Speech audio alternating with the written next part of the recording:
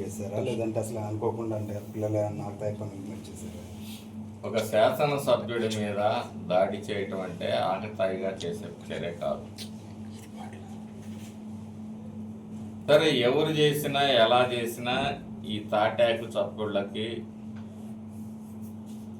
ఈ రఫా బ్యాచ్కి బెదిరేవాడు కాదు బ్రహ్మారెడ్డి. 45 ఏళ్లుగా అన్నీ చూసిన వ్యక్తిని.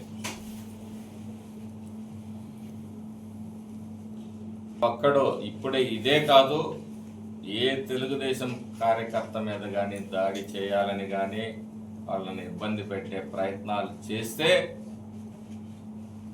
ఫలితాలు తీవ్రంగా ఉంటాయి.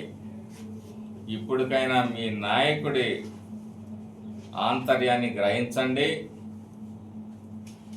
ఒక్కటే నేను అడుగుతా ఉన్నాను, ఏ రోజైనా 5 సంవత్సరాలు పూర్తయ్యేటప్పటికి మాచర్ల అభివృద్ధి మీద చర్చకు సిద్ధమా రామకృష్ణారెడ్డి?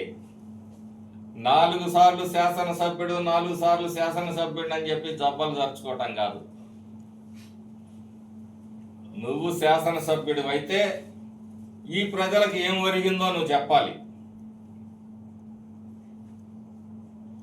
నువ్వు ఎన్ని వేల కోట్లు పోగు చేసుకున్నావు, నీ తమ్ముడు ఎన్ని వేల కోట్లు పోగు చేసుకున్నావు అనేది కాదు.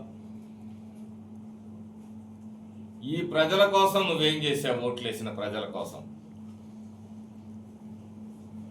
ఆ ధైర్యం నీకుందా? ఈరోజు గుండె మీద చేసుకొని నేను చెప్పగలుగుతాను,